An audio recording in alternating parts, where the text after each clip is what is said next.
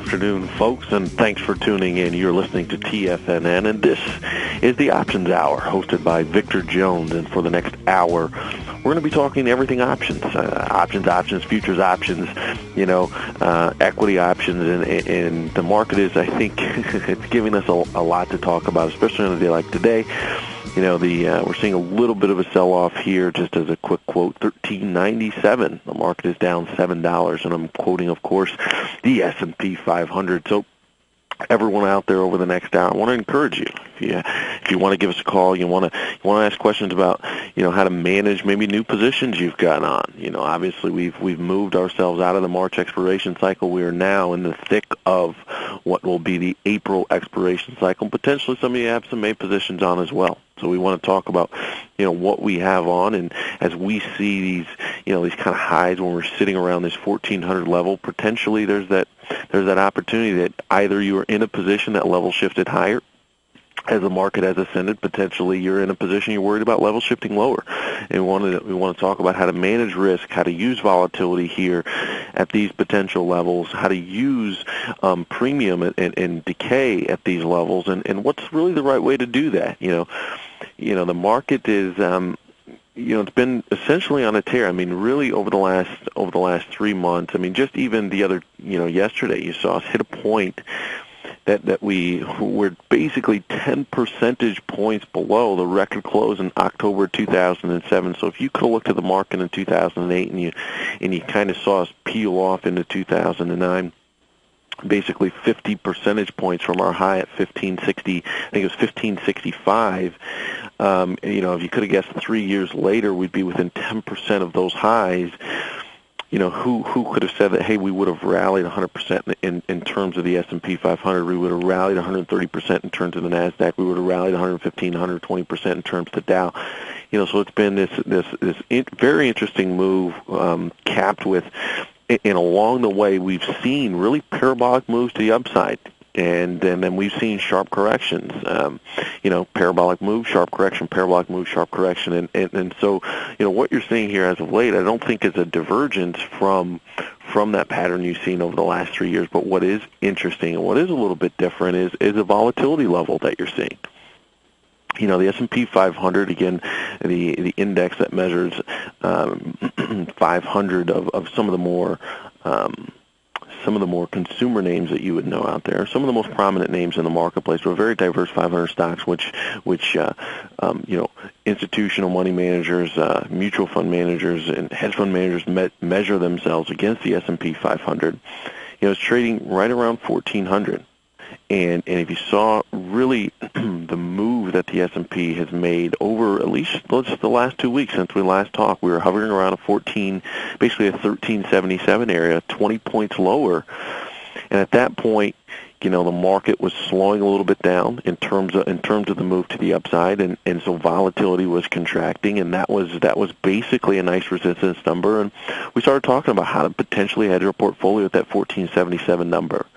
The market gave up about 20 points to the downside before making a run from sub 1350 to about 50 points higher, a little bit more than 50 points, up to a 1408 number yesterday. And now you're seeing the market give up a little bit of that gain today. And again, just as a quick market cap before we get started here, the S&P 500 1397, down $7 on the day. The Dow Jones 13,106, down 61 points on the day. The Russell 2000 824.90, down 830. The Nasdaq 2716.25, down 1150. The VIX, of course, and if you don't know what the VIX is, or if this is your first time listening, we tend to talk about volatility. Volatility in terms of the VIX is really a measure of the S&P 500 fear, so to speak, or uncertainty about future price distribution or future price magnitude of movement. And so it's really quoted in a percentage. So if you see, basically 1544, 15.5 where we are today, that's essentially about 15.5%. So essentially over the next year, 12 months, we would expect to be within a range of 15.5% of the current price of the S&P, which is 1400. So we're talking what's that? 140, 80, maybe 200, 210 points in one direction or the other within a year. The dollar index, which is a futures contract, which basically weights the dollar against several of the world's U.S. currencies to give a relative strength of the dollar, and not just the Euro USD or the British Pound USD. It's not just against a specific currency, but against a basket of securities, and that's trading today at 79.85, up 13.8. Basically. The dollar is getting a little bit stronger versus a basket of the world securities. And you also have gold. Gold at $16.53, down $14.30 on the day. Crude oil at $106.76, down $1.80. And so basically over the last couple of weeks, we've seen this $108 level in the crude market. We've almost, literally, you can look at a chart of crude, and for those of you who are listening in the Tiger Den, we appreciate it. We apologize. I'm in a location I can't get by the firewall here, so it's got me locked up behind the firewall, so I can't show the screen. But really, if you're looking at a chart of crude, you're seeing basically a range that's been made of about a $5 range here over the last couple of weeks, and it's between a 105 and 110 level in terms of crude oil. And we're talking about crude. We're talking about the April futures contract, the futures contract that is the active month for crude, light sweet crude at this time. And again, that range is between 105 and 110, so a little bit less than a 5% range that essentially the market's been trading in. And why that's interesting, and we've talked about it basically over the last couple of months, is it's a little bit of risk premium typed in there. If you were listening to any some other financial news networks here this morning, no matter what you've been listening to, that factor that the fundamentals may not be there to support the price, is kind of starting to show up on those financial news networks. But we've been talking about that here on this show for maybe the last 2 months, that risk premium that really has been built in to bring us, even when we were trading in this 90, a little bit larger range, which was 95 to about a 103, 104 level, which was an $8 to $9 range before.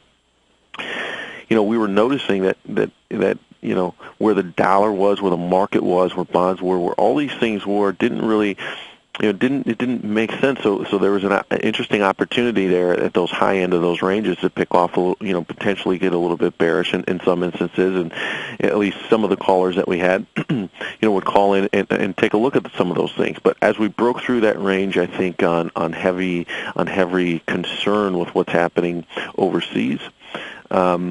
I think you're seeing a little bit of risk premium built in. But what's interesting is when you have this risk premium built in, you're not seeing a lot of volatility. You're seeing it in between a 5% range between 105 and 110. So even with risk premium built into this market, you're seeing it remain at relatively stable volatility levels between that 105 and 110. Now, there's been a couple of days within the last 3 weeks, I'll call it large trading ranges, maybe $4 to $6 ranges, but those are coming few and far between in between this 105, 110 level. So we want to talk about that. We definitely want to touch on the crude market here just a little bit. I know 2 weeks ago I think we said we promise we kind of wrap up our discussions on it, but it continues to be an interesting trading vehicle, at least for those looking for two-way markets, because it is, we did see kind of a range-bound market between 95 and 103, 104, and now we're seeing kind of an interesting range-bound market, at least in the March expiration cycle. We saw an interesting range-bound market between 105 and 110. So those are the type of markets that we at least want to talk about, because it doesn't matter if you're bearish or bullish, really, in a type of range-bound market, because we can talk strategy regardless, and we can look for those interesting setups. And so we appreciate those calls as much as possible.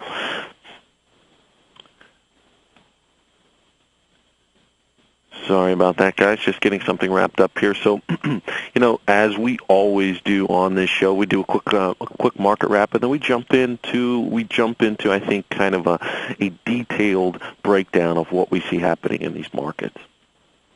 And so with the S&P 500 here, where we are at around the 1400 level, and with the VIX here at a 15.5 level, just think about where we are. And this is something we noticed at 1377. You hit it 2 weeks ago, or 3 weeks ago essentially, and you saw a VIX level at 18. We hit it again basically the next week after a quick retracement, and the VIX was at 14, signaling less nervousness, less fear about that potential price level and price distribution going forward. And then from that, literally a couple of days later, you saw a very strong market breakthrough that 1377 level. Now we're sitting at a 1400 level. A little bit lighter volume here, and I think the question is, whether I'm long or whether you're short at these levels. Really, it's how do I take advantage of volatility here, and we are at relatively low volatility levels. So let's just talk about both scenarios, and it doesn't matter. Again, as I mentioned before, if we're bullish or bearish here, because we want to talk about both scenarios and how to use volatility in the current pricing levels to really work for you. No matter if you're thinking here, hey, this is 1400. We've had a really interesting move, even though we had a short correction here of only 15 or 20 points. In order to have a sustainable rally, we would need a bit more of a correction. Or you think to yourself, hey, this is a very strong move into 1400, and the underlying market fundamentals have changed a bit since 2007. We're 10% below basically where we are today at that 1550 level. So let's talk through both of those. And let's start from the opposite end, where it doesn't matter if you're long portfolio and you think we're due for a correction, or if you're not long and you're putting on a new position, because I think in terms of how we might want to harvest or utilize volatility here, it's really important, because volatility, relatively speaking, and when I talk volatility, again, I'm talking about the VIX. That's VIX, which is currently right around 15.5, specifically 1543. And we've talked about this, but I think it's important to reemphasize the range of movement we've been moving in over the last couple of weeks, which was, basically 4 months ago, we were within a range of essentially 45 to 35, $10 move in the VIX, but those ranges, we saw that reflected in the market, and how, we would have a $22 move to the upside, a $15 move to the downside, $20 move to the downside, and 30-point move, maybe not a 30-point move, but a 25-point move to the upside. So we saw a lot of volatility here basically in September leading into October. And October, the market's quieted down just a little bit, the 30 to 35 range in terms of volatility. We again level shifted down in volatility from a 30 to 20 level before breaking the 20 level, and now we're essentially here within basically a $5 range, which from percentage perspective is still a pretty interesting range here between 15 and 20. But just 3 days ago, we hit a low in terms of volatility at 1366. And really, if you look, how long it's been since you saw a VIX of 1366, and what does that mean? Well, essentially, if I'm looking to sell covered calls, so if I'm long stock and I'm selling calls against my position to try and generate a little bit of income, at levels of where the VIX was maybe 40, 45, 50, at those levels, that means there's less certainty about magnitude of price movement. So if I've got some underlying stock and we're trading at, let's say, $100 and the VIX is 50, that means, I don't know, within the next year we could be anywhere between $50 and $150. But that's a $100 move, which is essentially the percentage that it could move within is basically 100 points, which is its current price. It could literally be at $50 or anywhere in between 150. At least the market is expecting that type of distribution. And when that happens, you're essentially able to sell premium further away from the market. Maybe instead of just being able to do one strike away, to get 30, 40, 50 cents, $1, $2, whatever it is that you're looking for, you might have been able to go 2, 3, 4 strikes away to essentially be able to get the premium that made sense for the risk that you were taking on. Now, what we're actually seeing here is as volatility contracts, that same $100 stock, it now has 15% volatility, which essentially means it could be trading anywhere in a range of $85 to $115. It's only a $30 potential or implied kind of range. So very smaller range versus what we saw before. And because the market has a different expectation about the magnitude of that move, when you're potentially selling premium, it doesn't matter if it's calls or puts. Maybe you have to come in a little bit closer because those out-of-the-money options aren't assigned the same probability. Because one or two strikes out, when you're only expecting a tight range, you don't assign a lot of probability to that. And if you're trying to sell it to me, I'm not going to price that option as expensive as I would if I assigned it a higher probability of occurrence. So that being said, we're trying to explain that concept of volatility and how it affects the prices of your options, and not only that, how it can potentially affect your strategy. So at a level where volatility is at 45 and we contract into 35, that still means basically premiums were relatively rich. Here at a level of 15, when the market's made a low in terms of volatility at 13, relatively speaking to where we've been, it means relatively speaking, volatility is a little bit cheap here. So when volatility is cheap and you think the market may have a downward move, right, or correction, what does that mean? That means essentially you might see an expansion of volatility. In other words, volatility might get more expensive. So you might see a move of 15 to whatever's greater than 15, 16, 17, 20, whatever the case is. So what happens is if you're seeing a market you're thinking, hey, we may have a chance of a bit of a correction at 1,400. At least we may not see the buyers take us up with conviction above 1,400, and because of that, we might have just potentially a small correction, a healthy correction, whatever it is that you're anticipating in the marketplace. But if volatility is relatively cheap, and you're expecting a downward move, the typical inverse correlation between volatility and the marketplace is that as the market moves down, volatility moves up. So what would I want to do from a strategy perspective? And I'm going to give everyone a chance. Please give us a call. Let's be as interactive for this next 40 minutes as possible. And so, as always, our number here at the Options Hour on TFNN is 877-927-6648. Internationally, for all our international folks, we want to thank everyone for listening.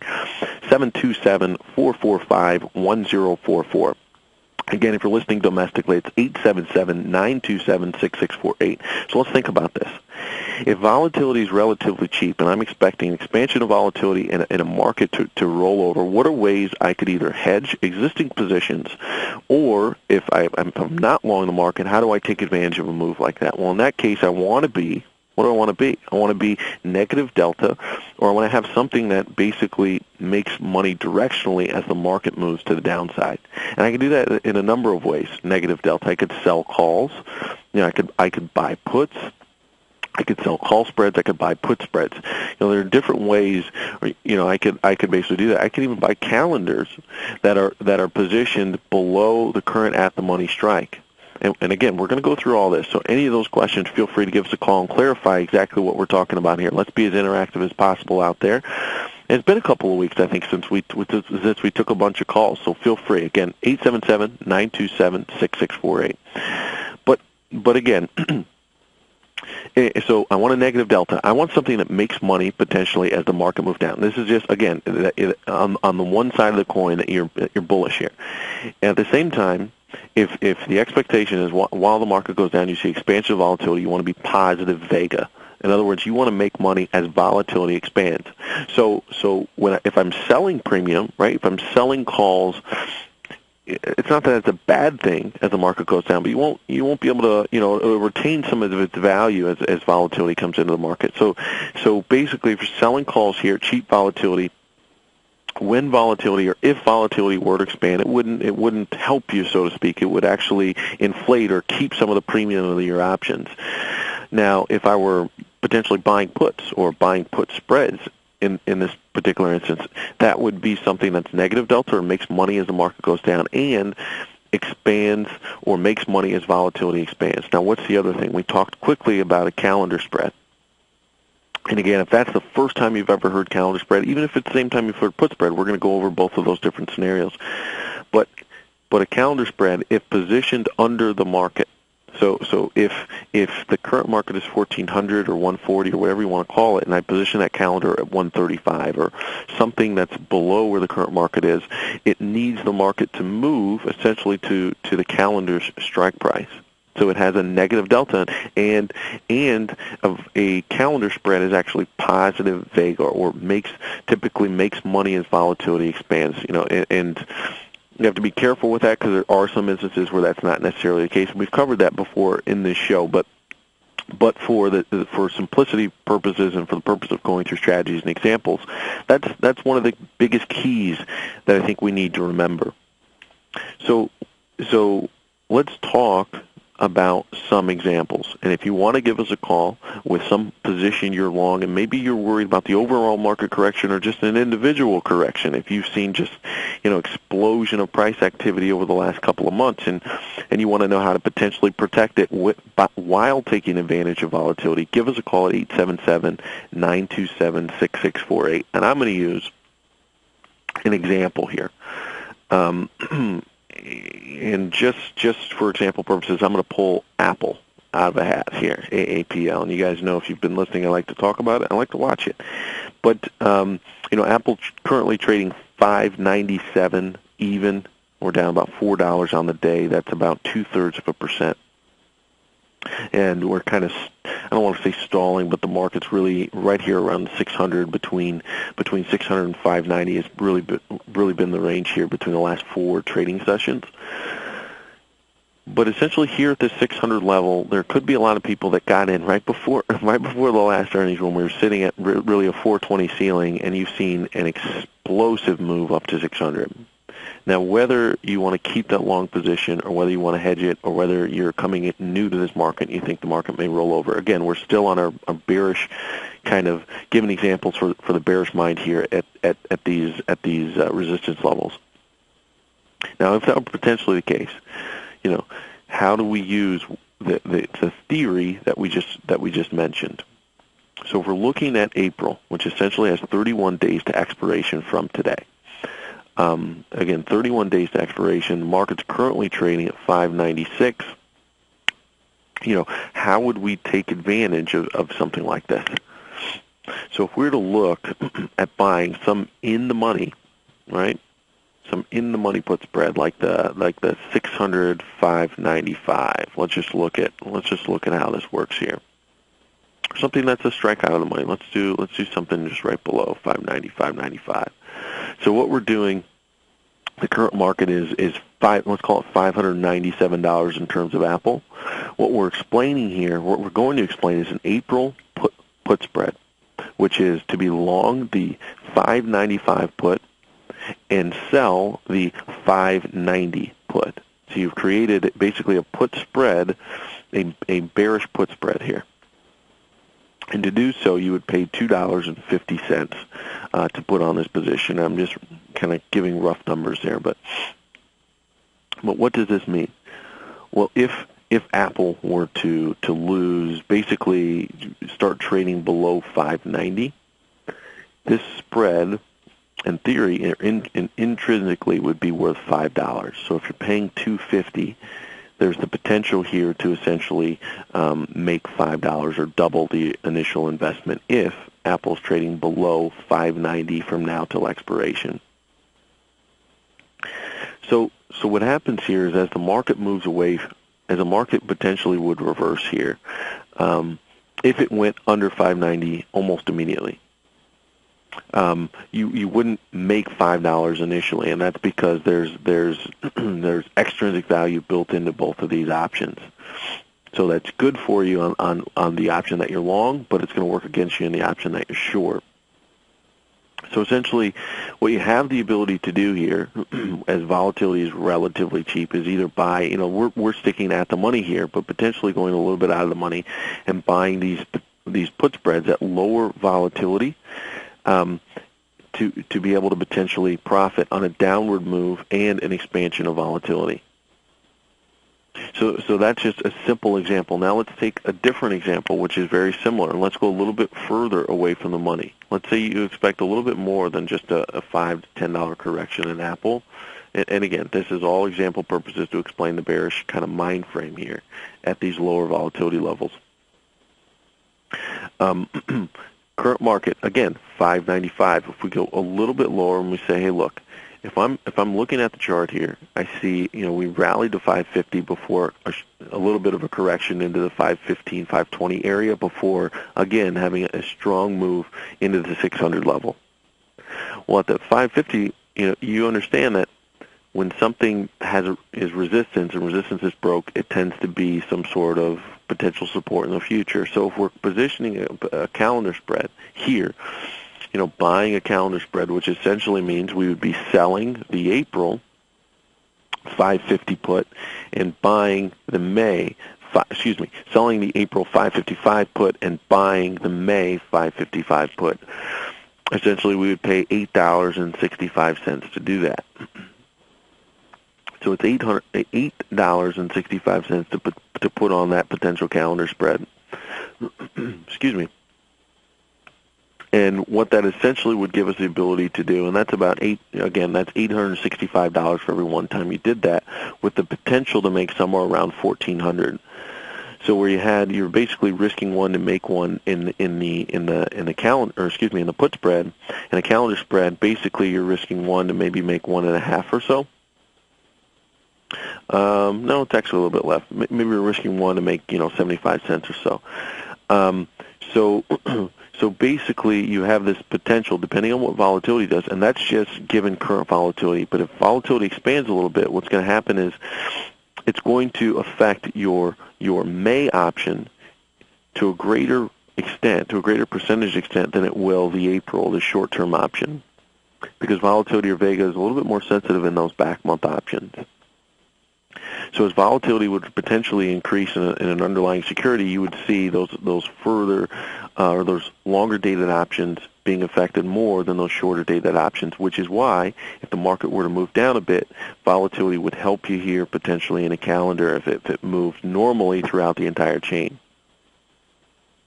So I'll take a quick moment here. We've done the first half hour when we've taken an example of potentially a bearish setup using Apple. We'd love to get your calls and use, something else that you've got on your mind, maybe something you're watching, different symbols you're watching, and give a bullish example or answer any questions you may have about positions that you're managing going into April expiration. Feel free to give us a call, 877-927-6648. You're listening to the Option Hour on TFNN with Victor Jones. Again, the S&P 500 still flirting with 1,400 after besting it at 1,408, which was a high yesterday. 1397, basically down $7 on the day.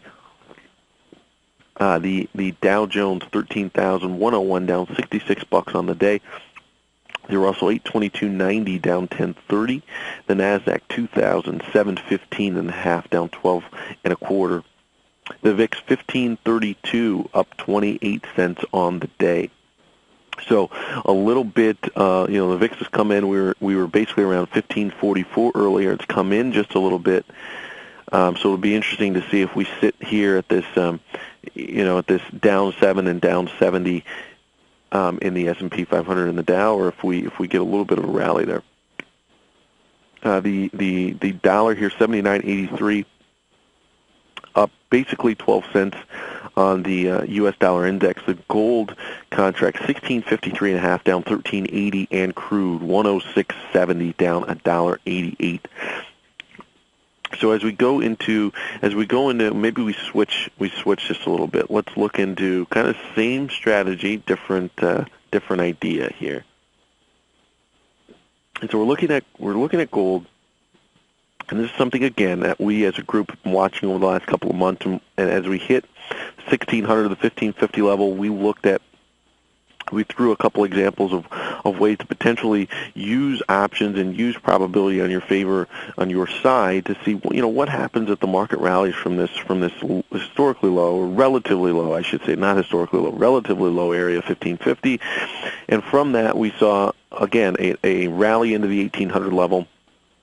And then at 1,800, as we approached 1,800, we looked, and you saw on essentially the chart. I mean, you saw the market at what it did before from 1,800. It dropped like an anchor in the sea, essentially, from 1,800 to 1,700, and almost repeated itself again. You saw it drop to 1,700, a small rally before selling off a bit. Now, it didn't overextend to basically the 1550 level that it did before. It essentially caught a little bit of steam right around the 1675 level, which was, kind of, if you look at the overextension of that gold market basically into December, early January, it had a small blip up, and basically where it blipped is where you saw the market sell off to at that 1675 level. So let's look at the same concept, the same theory here at this gold at 1650, or GLD potentially if you're using ETFs, and how we use those, or potentially use the same idea, the same strategy from the opposite perspective. But the one thing I want to note, and if you've been watching the markets, you may see at times an inverse correlation between the metals, specifically gold, and the equities market. So as people take money out of the equities market, they may be looking for different things, and maybe there's not a lot of room in terms of yield here in bonds and other areas. So that money might go to cash, it might go to commodities, specifically the metals and specifically gold. So what we have to be aware of is, as we set up this bullish example, that realize really it's in the same vein of potentially a bullish outlook on the market. But it's a bullish example in terms of gold, so that's why we want to use it here. And I'm going to use GLD, which is an ETF that tracks the gold, the Spider Gold Trust, to basically to frame this a little bit for you. Before we get started, I do want to take a quick call here from Robert in Lexington, South Carolina, who has a question on TBT. Robert, you're on the Options Hour. Great, Victor. Thanks for taking my call. I'm long-term bearish on bonds, so thus I'm interested in the TBT, but I'm short-term bullish. I think there's like a 60-year high that's supposed to come in late April. So I'm looking at doing a calendar spread, and as I'm digging around, researching which ways I can go, I'm looking at it as I get deeper into the money, that if I do like sell in April and buy September, say 15 or something, the premium is very low, and I'm just wondering what the pitfalls of going that deep in the money for such a calendar spread. Sure. So let's look at those strikes again. So give me the, if you wouldn't mind here, can I get the calendar again that you mentioned? Sure. I'm looking at April, September, and going all the way down 6 points in the money to 15. And I see. To April, September? Yes, sir. Okay.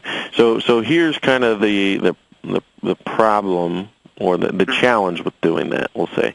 So April, September, so essentially, just for everyone on the air, what we're looking at is potentially selling the April 15, and we're looking at the call side or put side? Calls. Okay. So we're going to sell the April. Well, let's just set it up here. Sell the April 15 call, which is trading about 615 to 620, and then buy the September 15 call. To do that is about, let's see here. Setting it up here as we're talking. To do that, you do it at about a 13-cent debit or so. Is that what you have as well? Cost you about 13 cents? Right. Yep. The difficulty in doing something like this is basically the assignment risk.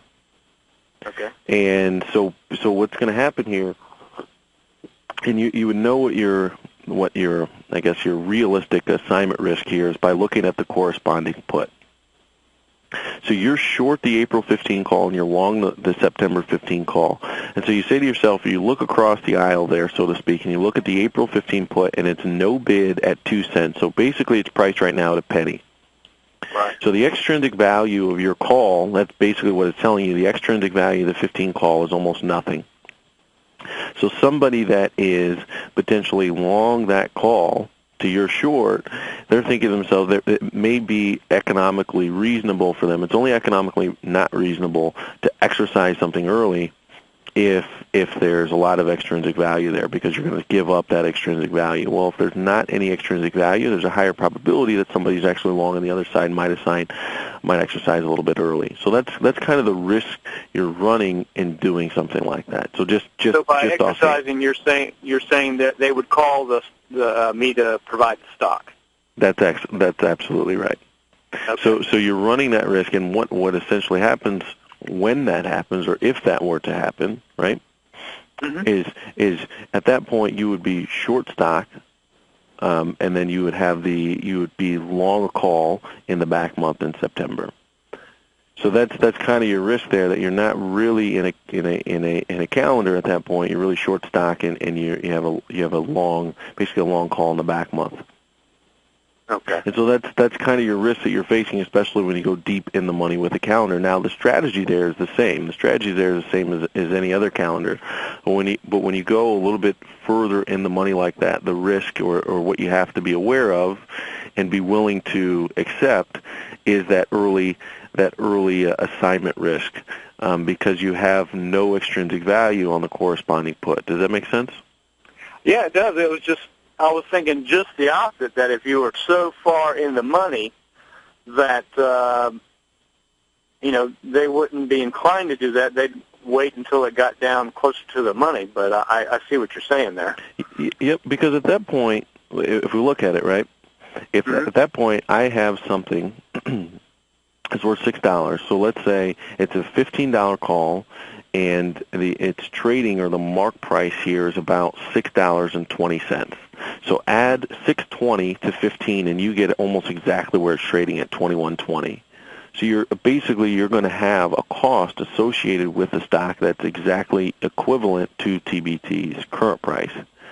So what happens when you have something like that and you have no extrinsic value, you have no reason for somebody who is long to maintain the long call versus actually going long the underlying stock. And the only reason they wouldn't is in potentially a high interest rate environment, because in a higher interest rate environment, where you expect interest rates to go up, I would have, by holding that additional capital it would take me to invest in the underlying security, in this case TBT. If I hold away that capital, I can potentially earn more money in interest than I could investing in the underlying stock.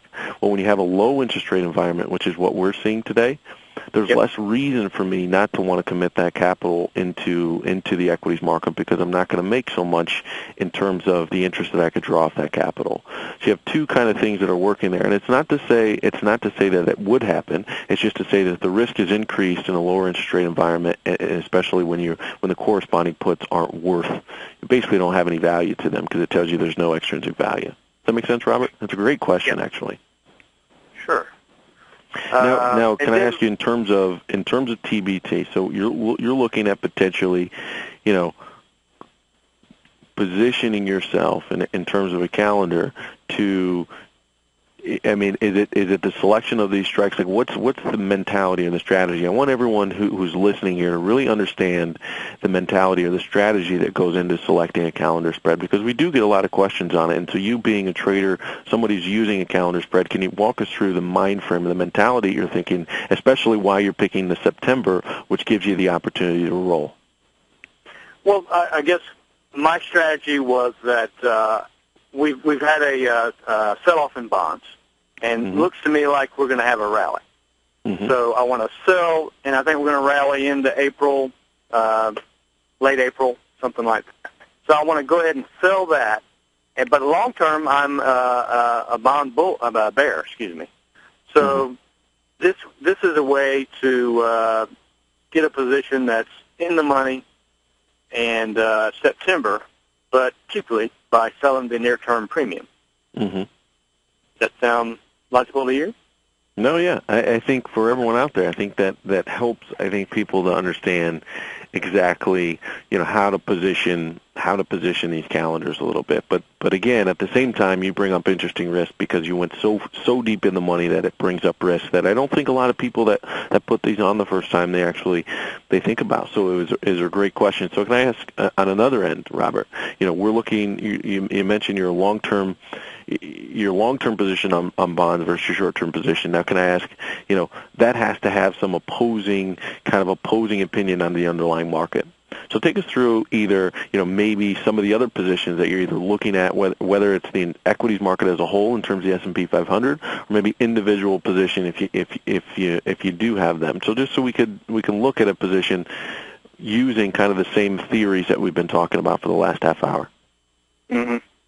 Well, my theory is, the bonds have been in this 30-year move, and that we're near a top. And there's also a 60-year cycle date coming in that April. So I think they're going to unhinge a little bit. That they think that the bond market and the equity market have been in for so long is about to undergo some change.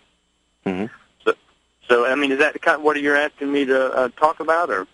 Yeah, exactly right. And so, Okay. So just in terms of why you choose to use TBT, because for a lot of people out there, they don't know that you could trade the actual futures contract, which is / ZB, which is the 30-year Treasury versus the 20-year Treasury, which TBT tracks. So you're trading TBT, which is kind of an interesting instrument, which is an ultra short of the Treasury. So kind of help people understand, or I'm curious why you choose to trade that particular instrument, which is TBT. Well, I do like the ETF, the Ultra ETF, when it looks like there might be a strong trend that's going to occur because it's additive. Mm-hmm. The miracle of compound interest on a tight scale. If you're going to have a period where you're going to be going sideways, then they tend to erode, and it's you'd want to be on the short side of. You want to be on the short side of whatever instrument reflects your market exactly. philosophy. Exactly. And so that kind of brings us to, I think, what's interesting about TBT is because with some people, or if you're new to the bonds market, it's not something you're totally familiar with, you hear two different things. You hear buying prices, and then sometimes you hear the yield on bonds, right? You hear two different things, and essentially those have a directly inverse correlation. So as bond prices move down, yield increases, and vice versa. And TBT being an ultra short, it actually moves basically with the same direction as yield. So I think that's important for everyone out there to kind of understand how that relationship works in terms of TBT. Now, I had a general question. I've sold calls before, but I've never had one called away. And can you just walk me through how that would go about in my account? Yeah, absolutely, Robert. So, and I'll answer that question, off air if you don't mind. So I'll answer it here, and we'll continue on. But I appreciate the great questions, Robert. It was great to have you call, and you brought up some great points here. Thank you, Victor. Yeah, no problem at all. Thank you, Robert. So for everyone, if you're basically you're looking at potentially selling covered calls. Or you have a couple of covered calls positions on. In other words, you own an underlying security, and you've sold a call against your position. Most likely you've done that a little bit out of the money, so if the underlying security was $100, you sold a $105 call, $110 call, or whatever the case may be. What happens is you bring in a little bit of premium to do that. I'll give an example. We will look at something like MSFT. Let's just look at Microsoft, which is currently trading at $31.75. So $31.75, the 33 call in April is worth about 30 cents or so, about $30, about 10% of the underlying cost of the stock. So if you were to sell that 33 call today, and Microsoft does not rally or expire above $33 from now until expiration, and the probabilities are about 75% that the pricing of that option tells you that's about 75% probability that we do not expire above 33 between now and expiration. Well, if that happens, you keep the 30 cents, which is basically a percent. I think I said 10% before. It's basically a percent off the original cost of the stock, given where it's trading today.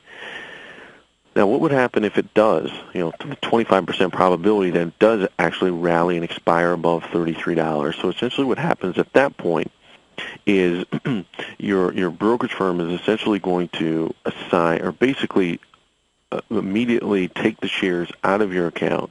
You will have sold those shares, so the shares will be removed from your account, and the credit for $33 per share on however many shares that you sold your call against. If you sold one, that would be 100 shares. Two, that's 200 shares. Three, and so forth, so on and so forth. There's a 100-share multiplier.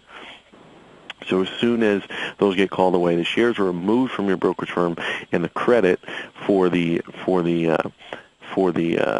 sale is deposited into your brokerage account. And the sale is going to be determined by the strike price at which you sell it. So if you sell at 33, you'll lock yourself in at a sale price of $33 per share. And again, you have to factor in commission and transaction costs into all this, but essentially that's how that would work. Now, because expiration occurs typically, well, really for all equity or American-style options in the equity market, it's the Saturday following the third Friday of the month. So in most cases, I'll say a large percentage of those cases, this is going to occur on the weekend following expiration, or the last trading date going into expiration. In some cases, however, if I'm long the 33 call, you sold me the 33 call, and I'm long the call, I have the right at any point to buy that security from you at that underlying strike price. And there are some instances that I may exercise my right prior to expiration. And what's great about Robert's previous call is that we talked through some scenarios in which somebody would actually want to do that. If I'm long this 33 call and I'm not making a lot of money in terms of interest rates, or I actually expect interest rates to go down, or there's not a lot of extrinsic value in that option left going into expiration. It could be because of a couple of things. It could be because we're a couple of days from expiration, or it could be because it's so deep in the money that there isn't a lot of extrinsic value assigned to it. There's different instances in which that could occur, but in that particular instance, you make it what's called early assigned, or I may early exercise my option, which causes you to be assigned in your position a little bit earlier, called away from the stock earlier than maybe you would have anticipated. But you have to be aware that when you're trading American-style options, which is what all equity options are, that you have the potential to be called away that stock earlier than expiration. And there's something called European-style options, which can only be exercised on the day of expiration. So those are a little bit different. But in most cases, when you're trading underlying equities, these are American-style options which can be exercised and therefore assigned at any point up until expiration. To give a quick market update here, we're at 1396, and thanks, Robert, again for the call and for the topics. It was a great conversation. 1396.75, down $7.25 on the day. The Dow Jones here, 13,096, down $70 on the day. So actually the Dow slipped a little bit. Dow and the S&P slipped a little bit since the last quote. 822.70 in terms of the Russell, down 10.50. The Nasdaq 27.16, down 11.75, and the VIX 15.34, up 30 cents on the day. Gold again 16.53.90, down $13.40, and crude 106.53, down $2.03. So crude sold off an additional 20 cents. This is the first time we had quoted it there. And again, we'll just jump in really quickly just to talk about that bullish side of the trade that we mentioned before. If we were looking at something like GLD, which is currently trading right around 160, if I was looking at potentially how do I go long here with cheap volatility and expansion of Vega, there's the potential to buy, the out-of-the-money call spread potentially. So we're at 160, the 162, 163 here is priced at 41 cents, and because it's one strike wide, has the potential to make 60 cents. So you're risking 40 cents to make 60 cents in that particular instance, and if you do get, that's if, again, GLD were to expire above 163. But if you're playing this as a short-term trade, there may be an instance where the underlying doesn't move at all. You just get an expansion of volatility, which could increase the price of that spread, or you get a directional move without any move in volatility, which is also potentially possible. And you have the potential to take advantage on the delta side. But again, you're risking 40 cents. You're paying something up front, so you know what you can risk. You're risking 40 cents to make that 60. So I think what we've talked about here today, just to do a quick wrap-up and to bring people in from what we've talked about last week. Last week we talked about ways to look at probability, to position your spreads, whether they be long or short. In those cases, we were looking at short spreads. As we approach a VIX right around the 15 level, right around relatively low areas, what we talked about today, or the positions that we talked about looking at today, were things that we were basically long. We were net long options. We were net long theta, or time decay, in both of these different scenarios.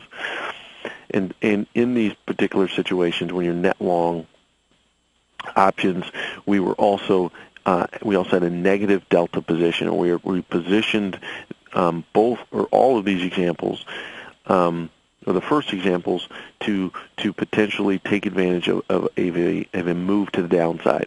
Our second example was a positive delta, or something that would be positively affected by a directional move to the upside. And lastly, both of them or all of them were positive vega trades. So as volatility would expand, it would be helpful for these different positions.